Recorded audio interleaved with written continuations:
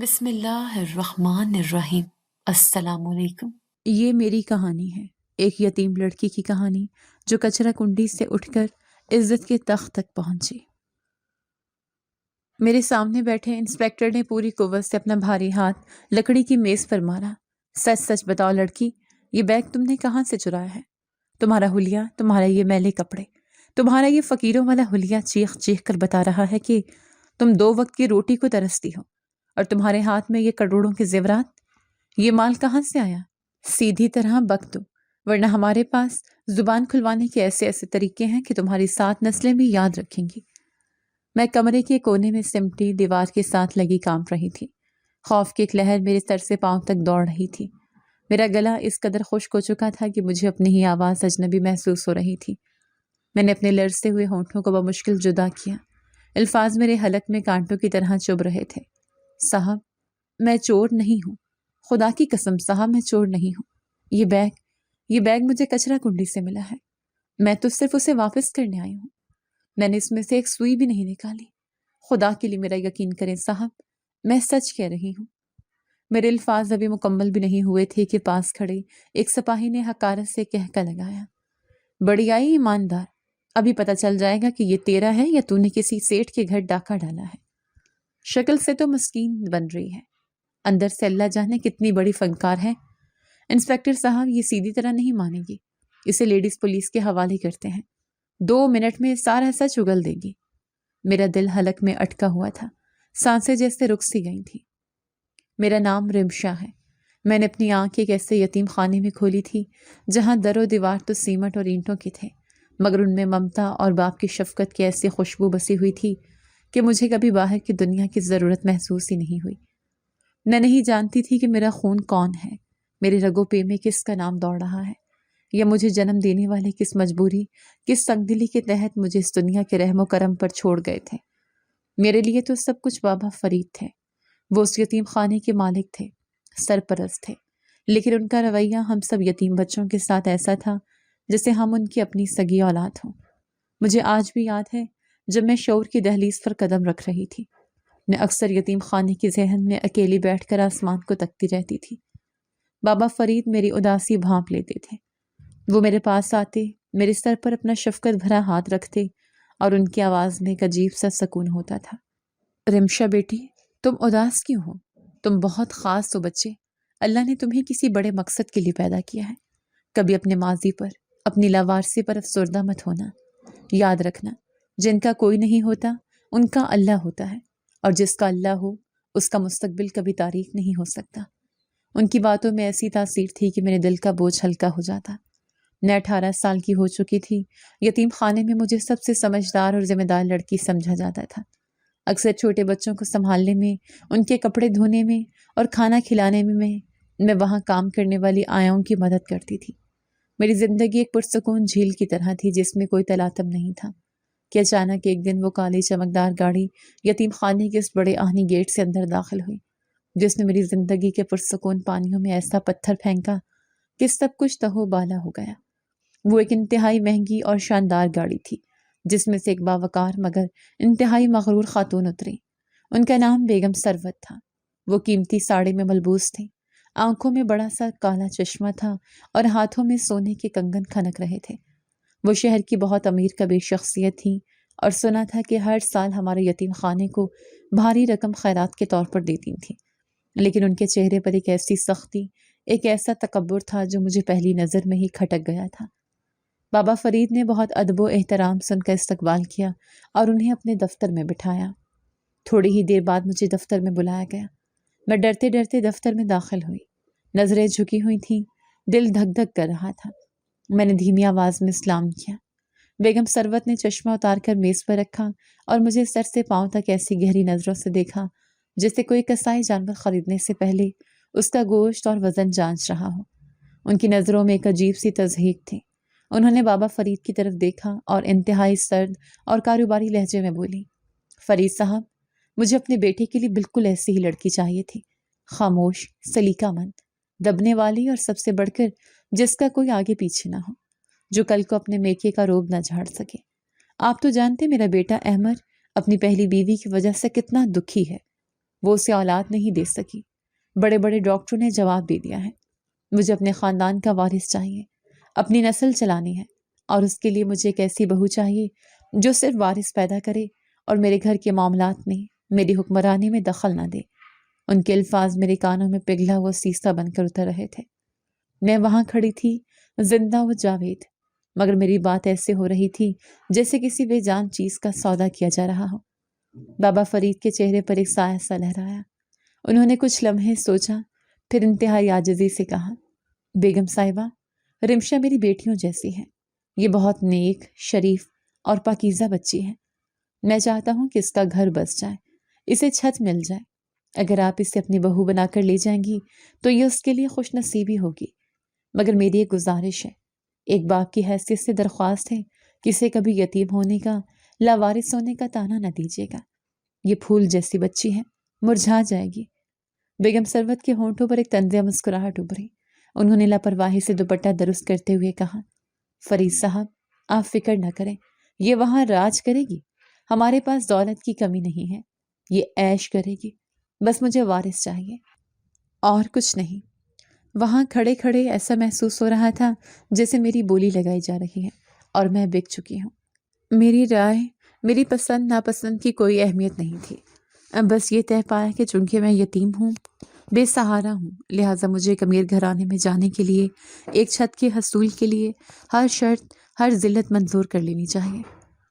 میرا نکاح بہت سادگی سے یتیم خانے کسی مسجد میں ہوا اور میں بیگم سروت کے عالیشان محل نما گھر میں آ گئی۔ یہ گھر یتیم خانے سے 1000 گنا بڑا، خوبصورت اور آراستہ تھا، مگر اس کی دیواروں سے ایک عجیب سی وحشت ٹپکتی تھی۔ اس میں وہ گرم جوشی، وہ اپنائیت نہیں تھی جو بابا فرید کے چھوٹے سے دفتر میں تھی۔ رخصتی کے وقت بابا فرید کی بوڑھی آنکھوں میں آنسو تیر رہے تھے۔ انہوں نے میرے سر پر کامتا ہوا ہاتھ رکھا اور گلوگیر آواز میں آخری نصیحت کی، رمشا بیٹی، اب یہی تمہارا گھر ہے۔ ساس کو ماں کا درجہ دینا اور شوہر کو مجازی خدا سمجھنا۔ صبر کا دامن کبھی ہاتھ سے نہ چھوڑنا، کبھی انہیں شکایت کا موقع مت دینا۔ جاؤ بیٹی، اللہ تمہیں ہمیشہ خوش رکھے۔ میں اپنے کمرے میں بیٹھی تھی جو سرخ گلابوں سے سجا ہوا تھا، مگر میرے دل میں خاردار جھاڑیاں اگ رہی تھیں۔ عجیب سے وسوسے دل کو گھیر رہے تھے۔ تھوڑی دیر بعد دروازہ کھلا اور میرا شوہر احمد اندر داخل ہوا۔ وہ ایک وجیح اور خوبصورت شخص تھا، مگر اس کے چہرے پر خوشی کی بجائے بیزاری، تھکن اور ایک عجیب سی نفرت نمایاں تھی۔ اس نے میری طرف آنکھ اٹھا کر بھی نہیں دیکھا۔ وہ سیدھا ڈریسنگ ٹیبل کی طرف گیا، اپنی قیمتی گھڑی اتار کر میز پر پٹکی اور ٹائی ڈھیلی کرتے ہوئے آئینے میں مجھے گھورا۔ میں نے ڈرتے ڈرتے گھونگھٹ اٹھا کر اسے دیکھا۔ وہ آئینے میں مجھے ہی دیکھ رہا تھا، مگر اس کی نظروں میں کوئی محبت، کوئی کشش یا اپنائیت نہیں تھی۔ اس نے پیچھے مڑے بغیر انتہائی سخت لہجے میں کہا، دیکھو رمشا، مجھے نہیں پتا امی نے تمہیں کیا خواب دکھائے ہیں، کیا کیا سبز باغ دکھائے ہیں، لیکن ایک بات گرہ سے باندھ لو، میری زندگی میں محبت نام کی فضول چیز کی کوئی گنجائش نہیں ہے۔ میں نے یہ شادی صرف اور صرف امی کی ضد پر کی ہے، کیونکہ انہیں خاندان کا وارث چاہیے۔ وہ پوتے کا منہ دیکھنا چاہتی ہے۔ تم اس گھر میں رہو، کھاؤ پیو، جو چاہیے مانگو، عیش کرو، مگر مجھ سے کسی جذباتی تعلق کی، کسی محبت کی امید مت رکھنا۔ میری پہلی بیوی مائرہ ہی میری زندگی ہے، میری محبت ہے اور ہمیشہ رہے گی۔ اس کے الفاظ میرے دل کو چیرتے ہوئے نکل گئے۔ میں جو ہزاروں سپنے، ہزاروں ارمان لے کر اس گھر میں آئی تھی، وہ ایک ہی لمحے میں کرچی کرچی ہو کر میری آنکھوں میں چبھنے لگے۔ میں نے سر جھکا لیا، آنسوں کو پلوں میں جذب کیا اور دھیمی ٹوٹی ہوئی آواز میں کہا، جی بہتر، میں آپ کو شکایت کا موقع نہیں دوں گی۔ احمد نے میرے جواب کا کوئی نوٹس نہیں لیا اور کروٹ بدل کر سو گیا۔ وہ میری زندگی کی پہلی رات تھی جسے میں نے جاگ کر گھٹنوں میں سر دے کر گزارا۔ مجھے بابا فرید کی یاد شدت سے آ رہی تھی۔ مجھے لگ رہا تھا کہ میں نے یتیم خانے کی آزادی کھو کر سونے کے پنجرے میں قید ہونے کا فیصلہ کر لیا ہے۔ میری شادی کو ابھی بمشکل 1 مہینہ ہی گزرا تھا۔ ابھی میرے ہاتھوں کی مہندی کا رنگ بھی نہیں اترا تھا کہ یتیم خانے سے ایک منحوس خبر آئی۔ بابا فرید کو اچانک دل کا دورہ پڑا اور وہ ہسپتال پہنچنے سے پہلے ہی خالق حقیقی سے جا ملے۔ یہ خبر مجھ پر آسمانی بجلی بن کر گری۔ مجھے لگا جیسے میں آج حقیقت میں یتیم ہوئی ہوں۔ میں دیوانہ وار ننگے پاؤں وہاں پہنچی۔ بابا فرید کا جنازہ اٹھتے دیکھ کر میرا کلیجہ پھٹ رہا تھا۔ میں دھاڑے مار مار کر رو رہی تھی۔ وہ واحد شخص تھے جو اس بھری دنیا میں میرا مان تھے، میرا سہارا تھے۔ ان کے جانے کے بعد مجھے ایسا لگا جیسے میرے سر سے آخری چھت بھی چھن گئی ہو، جیسے میں کھلے آسمان تلے تنہا رہ گئی ہوں۔ بابا فرید کے انتقال کے بعد یتیم خانے کا نظام درہم برہم ہو گیا۔ ان کے بعد کوئی ایسا مخلص نہیں تھا جو اس جگہ کو دل سے چلاتا۔ فنڈز کی کمی ہونے لگی اور سننے میں آیا کہ زمین کے کچھ پرانے تنازعات کی وجہ سے وہ یتیم خانہ بند ہونے والا ہے۔ میرا میکا، میرا بچپن، میرا واحد ٹھکانہ ختم ہو رہا تھا۔ جنازے سے واپسی پر جب میں ٹوٹی ہوئی حالت میں سسرال پہنچی تو امید تھی کہ شاید ساس یا شوہر دلاسا دیں گے، لیکن بیگم ثروت لاؤنج میں اطمینان سے بیٹھی چائے پی رہی تھی۔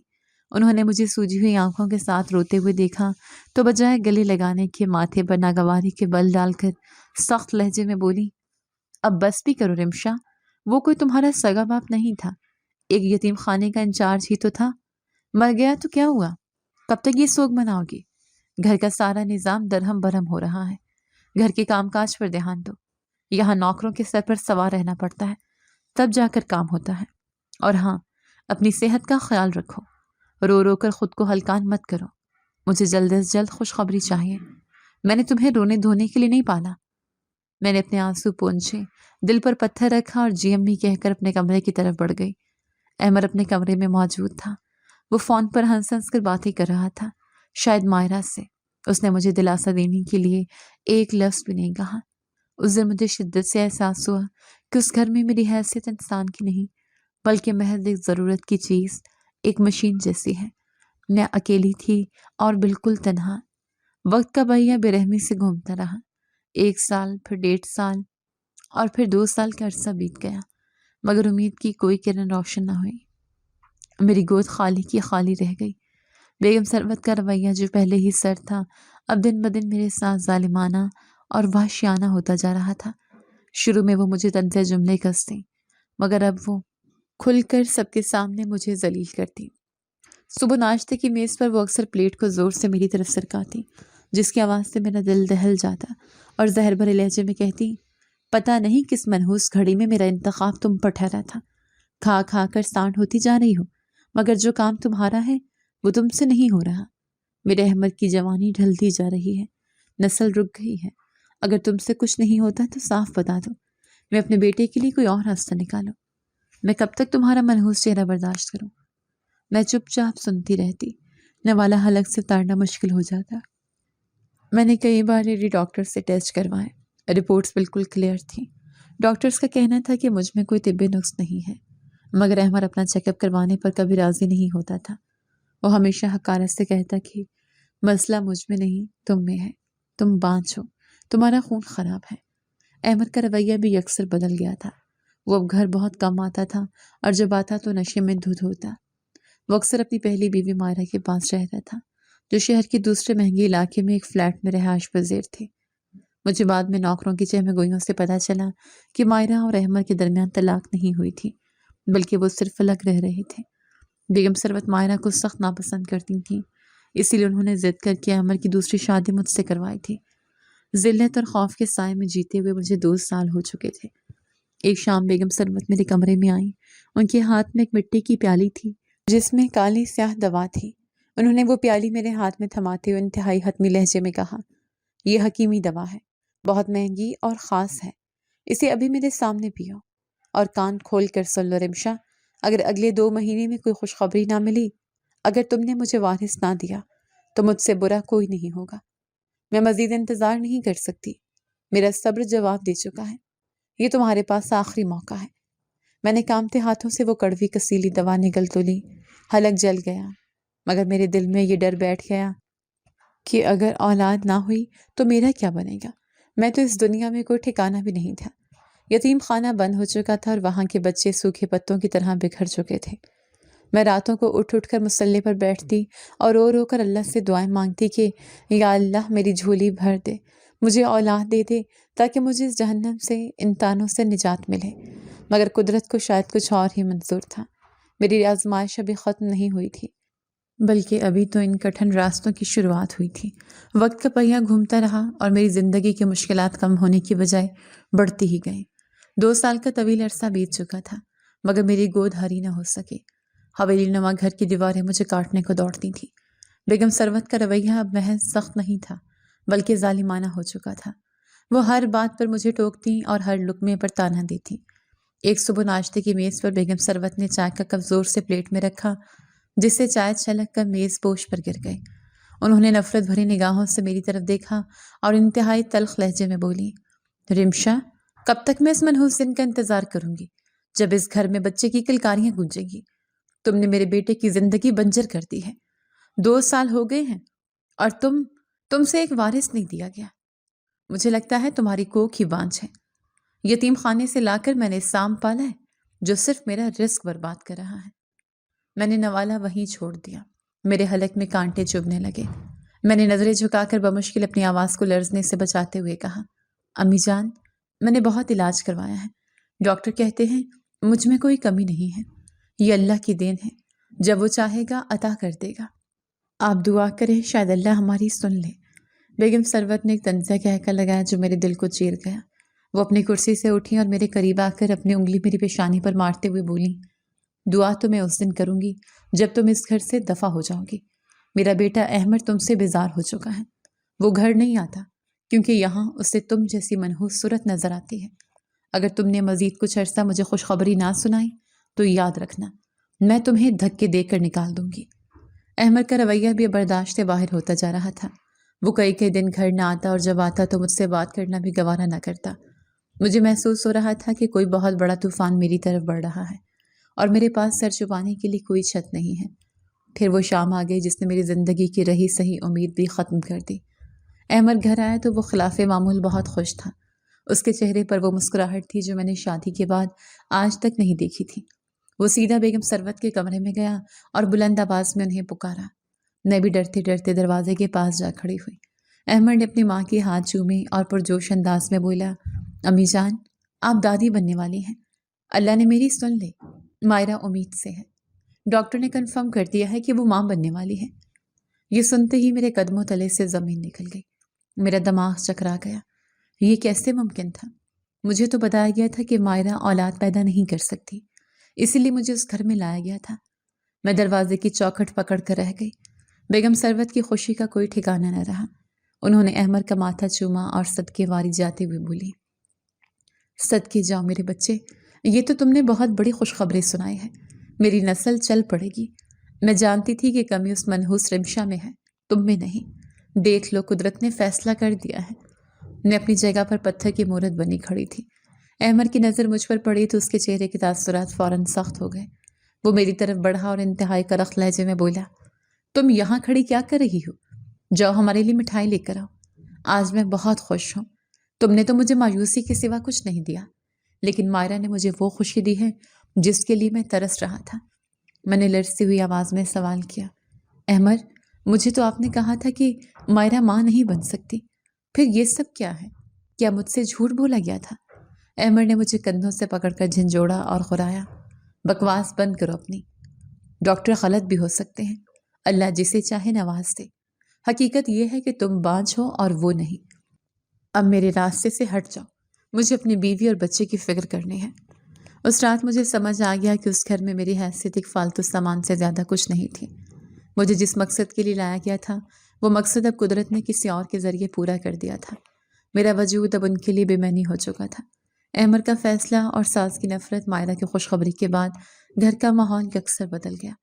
احمد اب گھر بالکل نہیں آتا تھا بلکہ وہ مائرہ کے ساتھ ہی رہتا تھا۔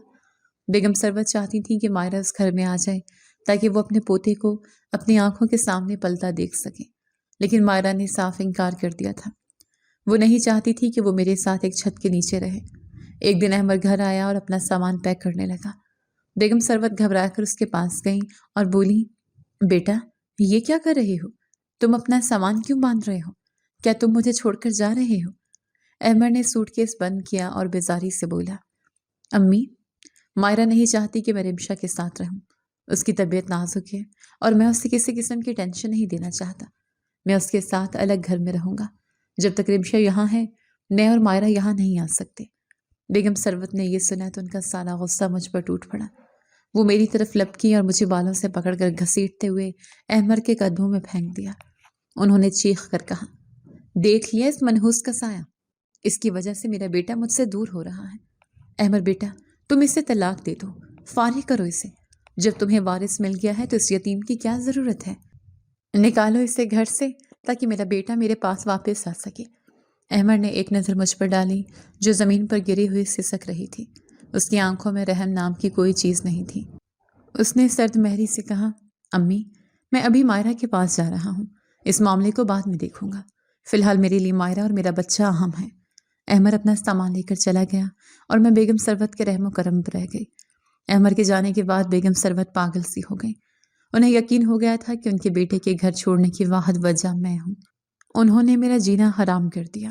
اگلے چند مہینے میں نے جس اذیت میں گزارے وہ میں لفظوں میں بیان نہیں کر سکتی۔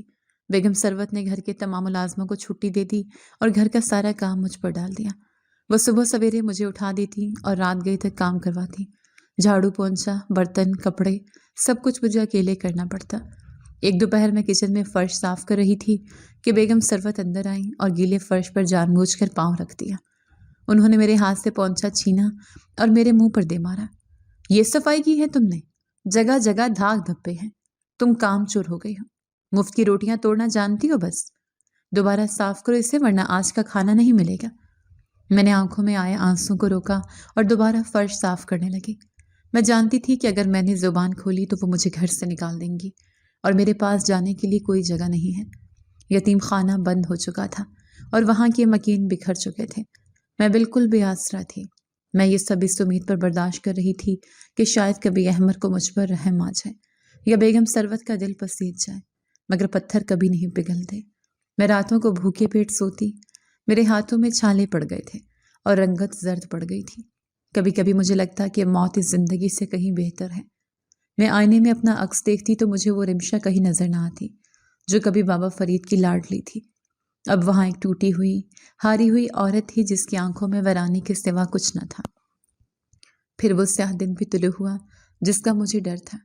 دروازے کی گھنٹی بجی اور میں دوڑ کر باہر گئی۔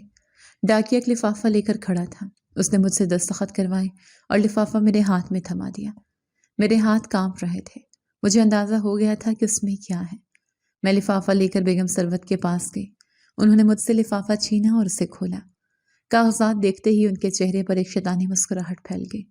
انہوں نے وہ کاغذات میرے منہ پر مارے اور حقارت سے بولی، مبارک ہو رمشا، احمد نے تمہیں طلاق دے دی ہے۔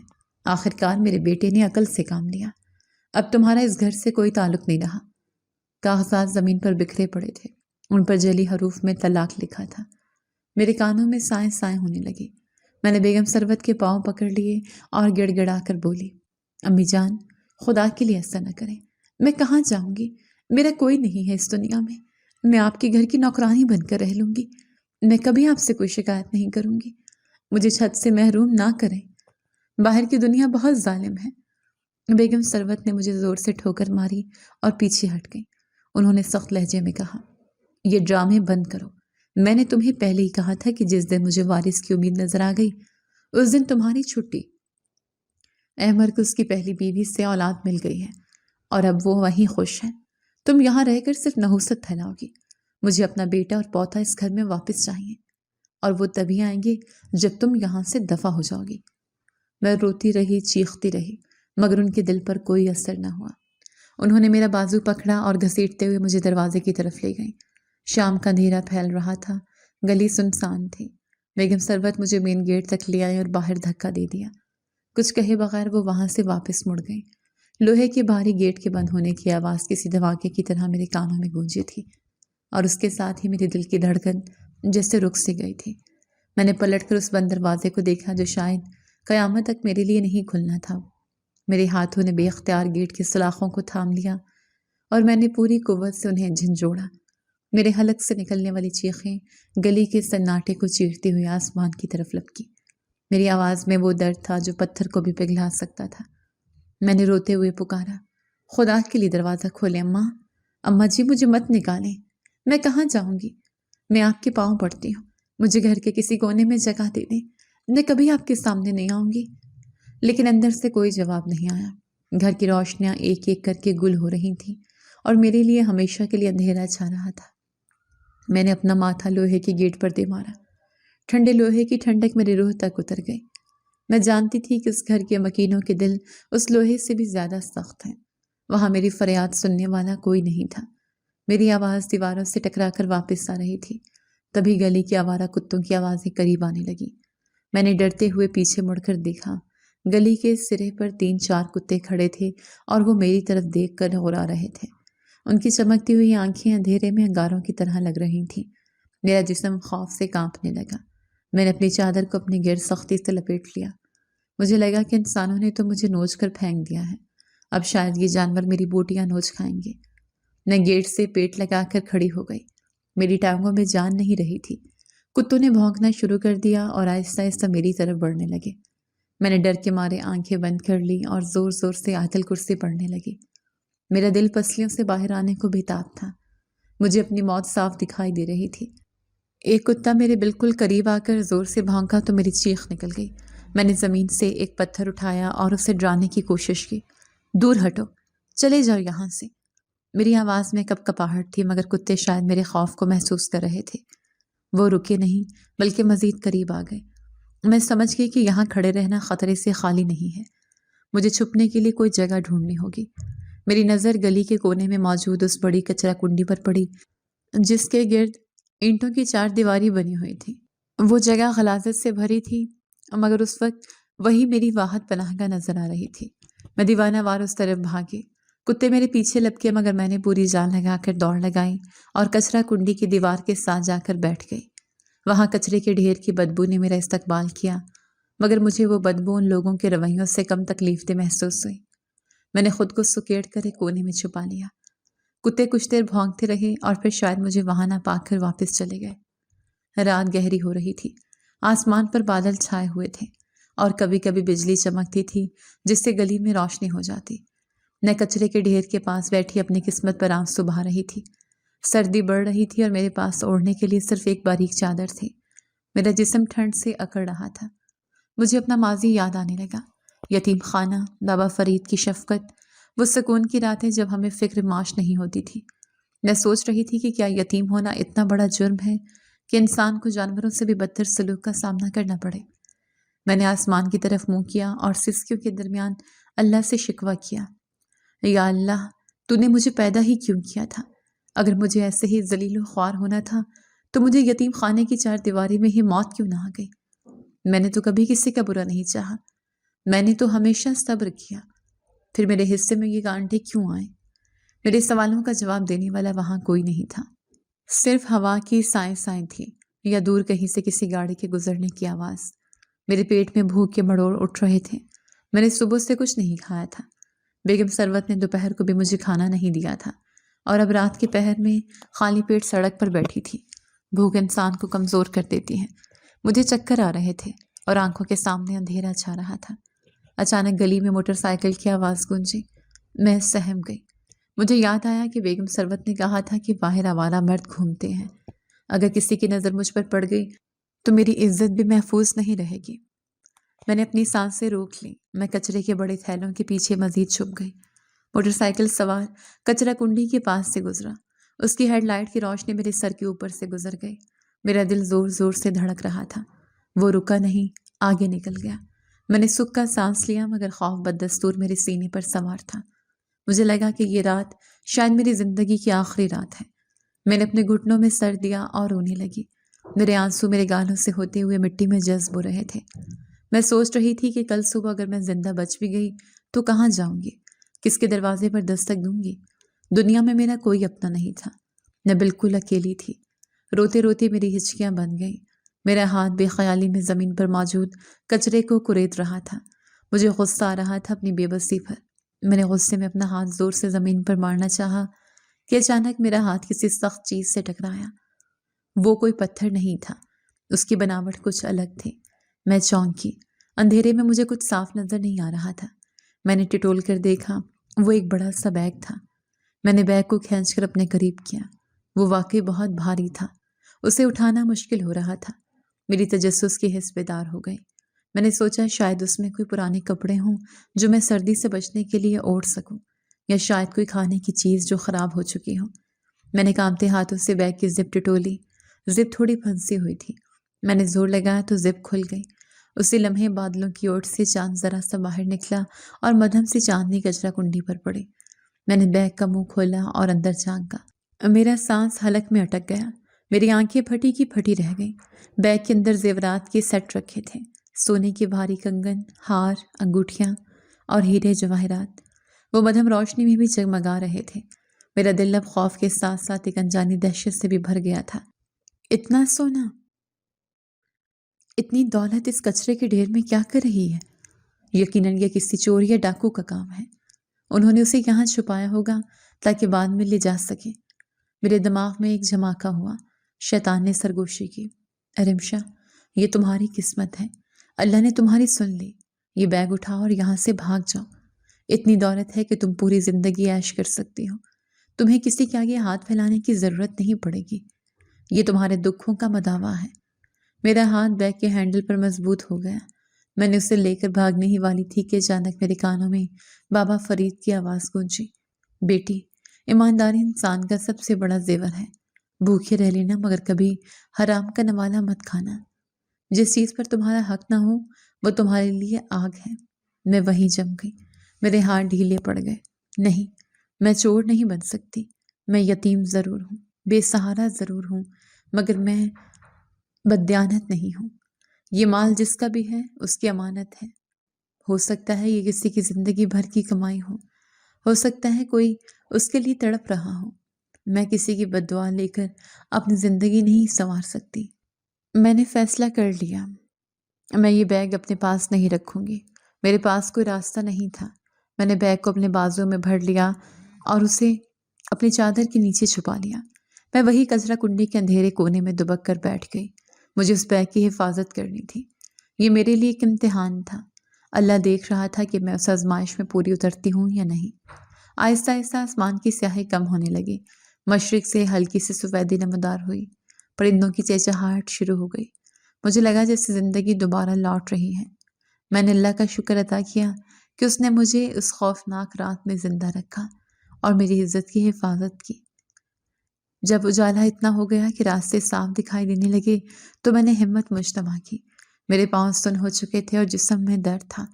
میں نے بیگ کو مضبوطی سے تھاما اور کچرا کنڈی سے باہر نکلی۔ گلی میں ابھی بھی سناٹا تھا مگر اب وہ خوفناک نہیں لگ رہا تھا۔ میں نے اپنی چادر کو درست کیا اور بیگ کو اس میں چھپا لیا تاکہ یہ کسی کی نظر نہ پڑے۔ مجھے معلوم تھا کہ پولیس اسٹیشن یہاں سے 2 کلومیٹر دور ہے۔ میرے پاس کرائے کے پیسے نہیں تھے، لہٰذا مجھے پیدل ہی جانا تھا۔ میں لڑکھڑاتے قدموں سے چلنے لگی۔ بھوک اور پیاس سے برا حال تھا مگر میرا عزم پختہ تھا۔ راستے میں لوگ مجھے عجیب نظروں سے دیکھ رہے تھے۔ میرے کپڑے میلے تھے اور حلیہ بگڑا ہوا تھا مگر مجھے کسی کی پرواہ نہیں تھی۔ میری منزل تھانہ تھی۔ چلتے چلتے میرے ذہن میں طرح طرح کے وسوسے آ رہے تھے۔ اگر پولیس نے مجھے ہی چور سمجھ لیا تو، اگر انہوں نے میری بات کا یقین نہ کیا تو، لیکن پھر میں نے سوچا کہ سچ میں بڑی طاقت ہوتی ہے، اللہ سچوں کا ساتھ دیتا ہے۔ میں نے تو چوری نہیں کی، میں تو نیکی کرنے جا رہی ہوں۔ تھانے کی عمارت نظر آنے لگی۔ میرے دل کی دھڑکن تیز ہو گئی۔ وہاں گیٹ پر سنتری کھڑے تھے۔ میں نے گہری سانس لی، اللہ کا نام لیا اور تھانے کے گیٹ کی طرف بڑھ گئی۔ مجھے نہیں معلوم تھا کہ اندر میرے ساتھ کیا ہونے والا ہے مگر مجھے اتنا یقین تھا کہ میں نے ضمیر کا سودا نہیں کیا۔ یہ بیگ جس کا ہے اس تک پہنچ کر رہے گا۔ میں گیٹ سے اندر داخل ہوئی تو سامنے برآمدے میں 2 پولیس والے کرسیوں پر بیٹھے چائے پی رہے تھے۔ انہوں نے مجھے اندر آتے دیکھا تو ان کی نظروں میں سوال یا نشان ابھرے۔ میں سیدھا ان کے پاس گئی اور رکے بغیر بولی، السلام علیکم بھائی صاحب۔ ایک پولیس والے نے چائے کا کپ نیچے رکھا اور میری طرف اوپر سے نیچے تک دیکھا۔ اس نے روکھے لہجے میں جو پوچھا، وعلیکم السلام، خیر ہے بی بی؟ صبح صبح یہاں کیا کر رہی ہو؟ اور یہ حلیہ کیوں بنایا ہوا ہے؟ مجھے بڑے صاحب سے ملنا ہے۔ مجھے یہ بیگ راستے سے ملا ہے اور میں اسے جمع کروانے آئی ہوں۔ پولیس والے نے حیرت سے بیگ کی طرف دیکھا اور پھر میری طرف۔ تھانے کے برآمدے میں کھڑے دونوں سپاہی میری طرف دیکھ کر ایسے ہنس رہے تھے جیسے میں کوئی لطیفہ ہوں۔ ان میں سے ایک سپاہی نے اپنی کرسی سے اٹھ کر میرے قریب آتے ہوئے طنزیہ لہجے میں کہا، بی بی یہ شرافت کا ڈرامہ بند کرو اور سیدھی طرح بتاؤ اس بیگ میں کیا ہے۔ اگر تم نے خود نہیں بتایا تو ہم چھین کر بھی دیکھ سکتے ہیں۔ ہمارے پاس اور بھی طریقے ہیں سیدھا کرنے کے۔ میں نے ایک قدم پیچھے ہٹایا اور اپنی پوری ہمت مجتمع کر کے لرزتی ہوئی مگر مضبوط آواز میں کہا، میں آپ سے بات نہیں کرنا چاہتی، مجھے بڑے صاحب کے پاس لے چلیں۔ یہ کسی کی امانت ہے اور میں صرف انہی کے حوالے کروں گی جو اس کا ذمہ دار ہے۔ میری بات سن کر دوسرا سپاہی بھی اٹھ کھڑا ہوا۔ اس کے چہرے پر غصے کے آثار نمایاں تھے۔ وہ آگے بڑھا اور میرا بازو پکڑنے کی کوشش کی۔ بڑھیا ہی ایماندار، ابھی پتہ چل جائے گا کہ یہ تیرا ہے یا تو نے کسی سیٹھ کے گھر ڈاکہ ڈالا ہے۔ لگتا ہے رات بھر کی چھپائی ہوئی چوری اب ہضم نہیں ہو رہی، اس لیے یہاں ڈرامہ کرنے آ گئی ہوں۔ میرا دل حلق میں اٹکا ہوا تھا۔ مجھے لگا آج میری عزت اور جان دونوں نہیں بچیں گی۔ میں نے زور سے چیخ کر کہا، ہاتھ مت لگانا مجھے، میں چور نہیں ہوں، خدا کے لیے مجھے انسپکٹر صاحب سے ملوائے۔ میرا شور سن کر اندر کمرے کا دروازہ کھلا اور ایک باروب شخصیت باہر نکلی۔ یہ انسپکٹر صاحب تھے۔ ان کی وردی پر لگے ستارے چمک رہے تھے۔ انہوں نے سخت نظروں سے سپاہیوں کو دیکھا اور پھر میری طرف متوجہ ہوئے۔ کیا تماشا لگا رکھا ہے یہاں؟ کون ہو تم لڑکی اور کیوں شور مچا رہی ہو؟ میں نے جلدی سے آگے بڑھ کر سلام کیا اور روحانی آواز میں بولی، سر، میں ایک بہت بڑی مصیبت میں ہوں۔ مجھے کچرا کنڈی سے یہ بیگ ملا ہے جس میں کروڑوں کے زیورات ہیں۔ میں اسے یہاں جمع کروانے آئی ہوں تاکہ یہ اس کے اصل مالک تک پہنچ سکے۔ انسپکٹر نے چونک کر میری طرف دیکھا اور پھر بیگ کی طرف۔ انہوں نے اشارے سے مجھے اندر آنے کو کہا۔ میں کمرے میں داخل ہوئی تو دیکھا کہ وہاں کونے میں ایک بینچ پر ایک بوڑھا جوڑا بیٹھا ہے۔ دونوں کے چہروں پر ہوائیاں اڑی ہوئی تھیں اور بوڑھی عورت مسلسل رو رہی تھی۔ انسپکٹر نے مجھے کرسی پر بیٹھنے کا اشارہ کیا اور خود اپنی میز کے پیچھے بیٹھ گئے۔ لاؤ دکھاؤ کیا ہے اس بیگ میں۔ میں نے کانپتے ہاتھوں سے بیگ میز پر رکھا اور اس کی زپ کھول دی۔ زیورات کی چمک سے کمرہ جیسے روشن ہو گیا۔ انسپکٹر کی آنکھیں حیرت سے پھیل گئیں۔ ابھی وہ کچھ کہنے ہی والے تھے کہ کونے میں بیٹھی بوڑھی عورت کی نظر بیگ پر پڑی۔ بوڑھی عورت بجلی کی سی تیزی سے اپنی جگہ سے اٹھی اور میز کی طرف لپکی۔ اس نے بیگ کے اندر جھانکا اور پھر ایک زوردار چیخ ماری۔ یہ تو ہمارے زیورات ہیں، یہ ہمارا بیگ ہے۔ تھانے دار صاحب، یہی ہے وہ چور، پکڑو اسے، اسی نے ہماری زندگی بھر کی کمائی لوٹی ہے۔ بوڑھی عورت نے میرا گریبان پکڑنے کی کوشش کی مگر انسپکٹر نے بیچ بچاؤ کرایا۔ میں اپنی جگہ پر سہم کر رہ گئی۔ میرے وہم و گمان میں بھی نہیں تھا کہ نیکی کرنے کا صلہ مجھے چوری کا الزام کی صورت میں ملے گا۔ بوڑھی عورت کا غصہ آسمان کو چھو رہا تھا۔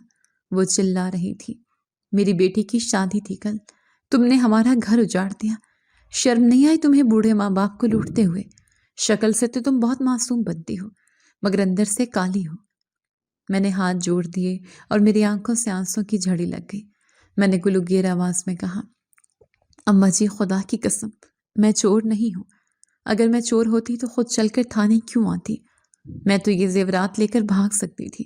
میرے پاس تو کرائے کے پیسے تک نہیں ہیں، پھر میں یہ کروڑوں کا سونا لے کر یہاں کیوں آتی؟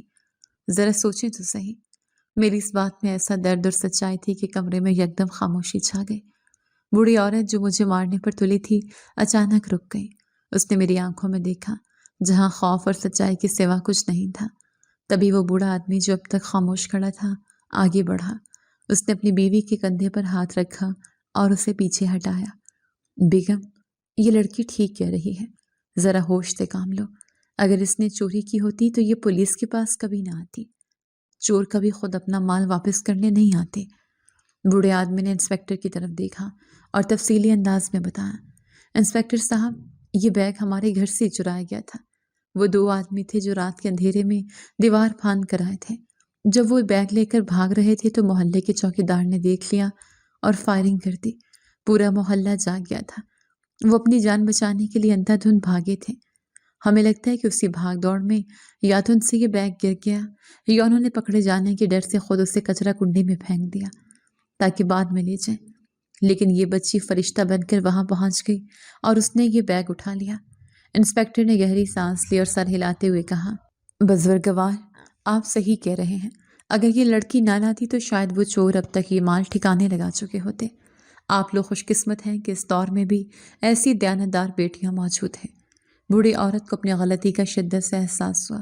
اس کا غصہ ندامت میں بدل گیا۔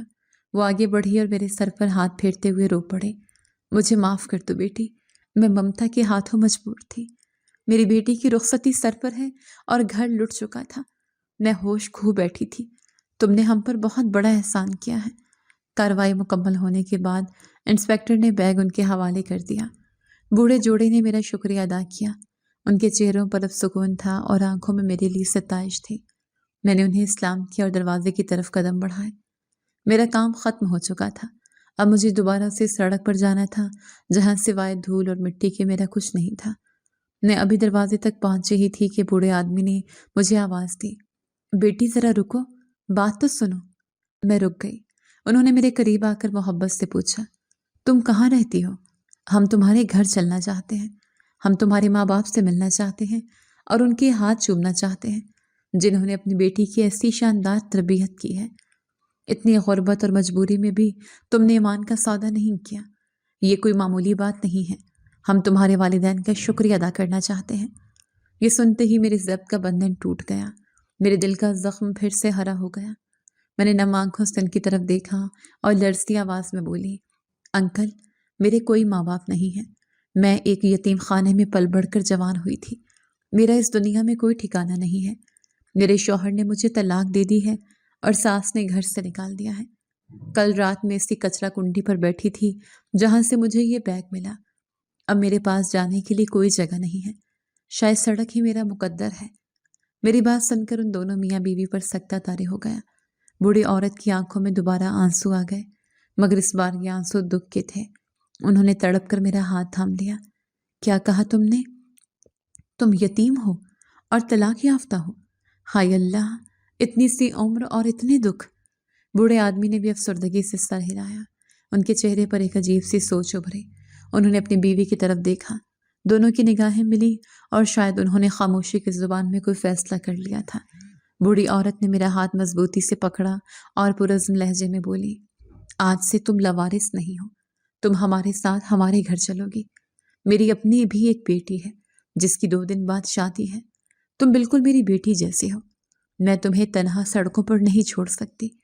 جس نے ہمارے عزت اور بیٹی کا جہیز بچایا ہے، ہم اسے کیسے بے یار و مددگار چھوڑ سکتے ہیں؟ میں ہچکچائی، مجھے اپنی سابقہ ساس کی باتیں یاد آ رہی تھیں کہ میں منحوس ہوں۔ میں نے ڈرتے ہوئے کہا، نہیں آنٹی، میں آپ پر بوجھ نہیں بننا چاہتی، میں کہیں محنت مزدوری کر لوں گی۔ لیکن انہوں نے میری ایک نہ سنی۔ وہ مجھے زبردستی اپنی گاڑی میں بٹھا کر اپنے گھر لے گئیں۔ ان کا گھر بہت پرسکون اور روشن تھا۔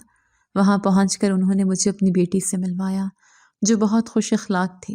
گھر کا ماحول دیکھ کر مجھے لگا جیسے میں یتیم خانے میں بابا فرید کے پاس واپس آ گئی ہوں۔ اگلے دن گھر میں شادی کی گہما گہمی تھی۔ میں باورچی خانے میں کام میں ہاتھ بٹا رہی تھی کہ بوڑھی عورت جنہیں اب میں اماں جی کہنے لگی تھی میرے پاس آئیں اور مجھے اپنے کمرے میں لے گئی۔ وہاں بوڑھے انکل بھی موجود تھے۔ اماں جی نے مجھے بٹھایا اور پیار سے بولی، رمشا بیٹی، ہم نے ایک فیصلہ کیا ہے، ہمارا ایک بیٹا ہے شہروز، وہ بیرون ملک ہوتا ہے اور اپنی بہن کی شادی کے لیے کل ہی واپس آیا ہے۔ وہ بہت نیک اور سلجھا ہوا لڑکا ہے۔ ہم نے اسے تمہاری ساری کہانی اور تمہاری دیانتداری کے بارے میں بتایا ہے۔ وہ تمہارے کردار اور تمہاری سچائی سے بہت متاثر ہوا ہے۔ ہم چاہتے ہیں کہ تم ہماری بہو بن جاؤ، کیا تم ہمارے بیٹے سے نکاح کرو گی؟ میں حیرت سے انہیں دیکھنے لگی۔ مجھے اپنے کانوں پر یقین نہیں آ رہا تھا۔ کہاں میں سڑک پر پڑی ہوئی دھتکاری ہوئی عورت اور کہاں یہ عزت دار گھرانہ۔ میں نے سر جھکا لیا اور روتے ہوئے کہا، اماں جی، میں ایک طلاق یافتہ عورت ہوں، کیا آپ کا بیٹا مجھے قبول کرے گا؟ تبھی دروازہ کھلا اور ایک وجہ نوجوان اندر داخل ہوا۔ یہ ان کا بیٹا شہروز تھا۔ اس نے بہت ادب سے کہا، محترمہ، عزت اور ذلت اللہ کے ہاتھ میں ہے۔ جو عورت کروڑوں کی دولت کو ٹھوکر مار کر اپنی ایمانداری پر قائم رہ سکتی ہے، اس سے زیادہ قیمتی ہیرا کوئی نہیں ہو سکتا۔ مجھے فخر ہوگا اگر آپ میرا ہمسفر بننا قبول کریں۔ شہروز کی بات نے میرے دل میں موجود سارے شکوک و شبہات ختم کر دیے۔ میں نے اللہ کا شکر ادا کیا جس نے مجھے اتنی کڑی آزمائش کے بعد اتنا بہترین صلہ دیا تھا۔ اگلے ہی دن اسی گھر میں 2 شادیاں ہوئیں، ایک ان کی بیٹی کی اور ایک میری۔ جب میں دلہن بن کر اسٹیج پر بیٹھی تو مجھے اپنی پچھلی زندگی کسی ڈراؤنے خواب کی طرح لگ رہی تھی۔ کچھ عرصہ بعد معلوم ہوا تھا کہ مائرہ کسی عاشق کے ساتھ بھاگ گئی تھی۔ میری ساس اس دکھ اور بے عزتی کو نہ سہتے ہوئے دنیا سے رخصت ہو گئی تھی اور میرے پچھلے شوہر کو کوئی ذہنی بیماری لاحق ہو گئی تھی۔ مجھے یہ سن کر خوشی نہیں، نہ ہی کوئی دکھ۔ میں اب اس سب سے آگے نکل چکی تھی۔ شہروز نے مجھے وہ عزت اور مقام دیا جس کا میں نے کبھی تصور بھی نہیں کیا تھا۔ میرے ساس سسر مجھے اپنی بیٹیوں سے بڑھ کر پیار کرتے تھے۔ مجھے سمجھ آ گیا تھا کہ اللہ انسان سے کوئی چیز واپس نہیں لیتا جب تک کہ اسے اس سے بہتر چیز عطا نہ کرنی ہو۔ میری طلاق، میرا گھر سے نکلنا، وہ کچرا کنڈی، وہ بیگ، یہ سب ایک زنجیر کی کڑیاں تھیں جو مجھے میری اصل منزل تک لے آئیں۔ اگر میں اس رات اس کچرا کنڈی کے پاس نہ بیٹھتی اور اپنی نیت خراب کر لیتی تو شاید آج میں جیل کی سلاخوں کے پیچھے ہوتی یا ضمیر کی قیدی بن کر جی رہی ہوتی۔ میری دیانتداری نے مجھے ایک ایسے گھر کی ملکہ بنا دیا تھا جہاں دولت سے زیادہ محبت اور عزت تھی۔ سچ کہتے ہیں کہ اندھیری رات کے بعد سویرا ضرور ہوتا ہے، اور صبر کرنے والوں کا ساتھ اللہ خود دیتا ہے۔ یہ میری کہانی ہے۔ جی تو دوستو، کیسی لگی آپ کو ہماری آج کی کہانی؟